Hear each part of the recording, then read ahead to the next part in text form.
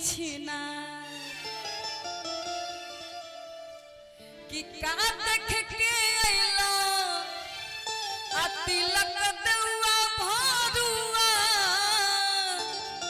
हो तोहर बहनी छिना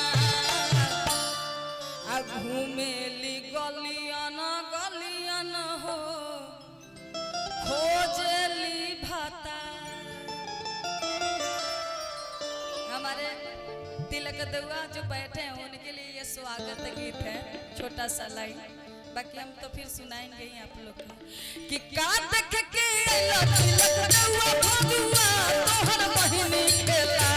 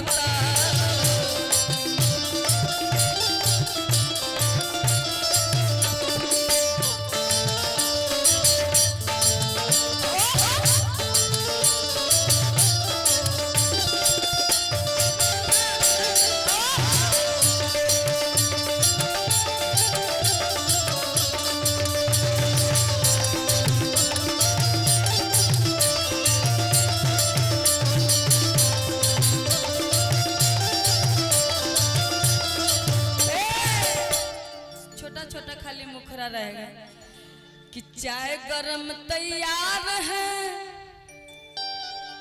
आ काजू बर्फी का बहार है।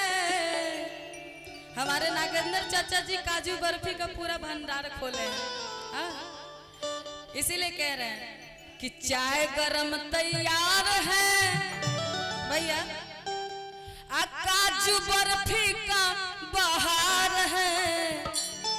आजा तिलक भरुआ तोहरे इंतजार है, आजा तिलक भरुआ तोहरे इंतजार है।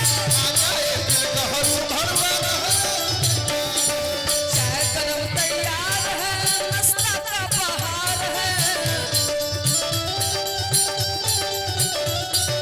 चाय गरम तैयार है, नाश्ता का बहार है। अरे नाश्ता का बहार है और अच्छा लगता होगा तो ताली बजा के आजा तिलक भरुआ तोहरे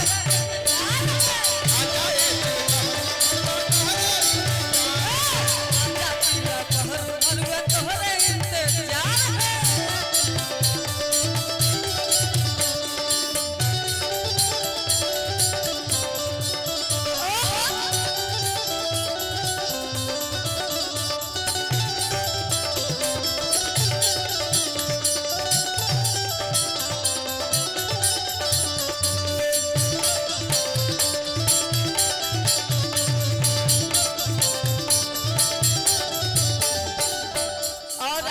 सुंदर भाव में सखी सब कहत तरी कैसे कैसे और प्यार से बताओ तरी कहत तरीका ए चाय गरम तैयार है, छेना का बहार है।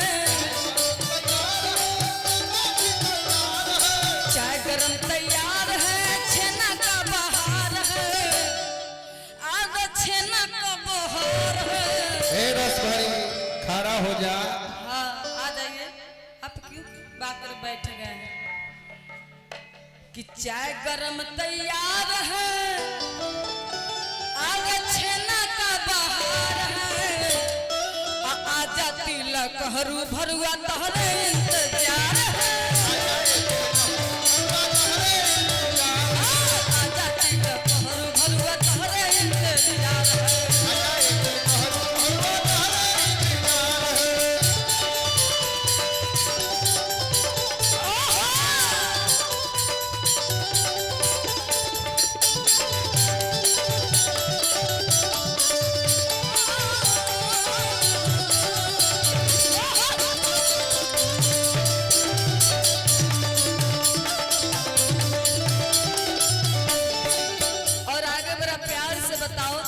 तरीका कैसे कैसे चाय गरम तैयार है खाना का बहार है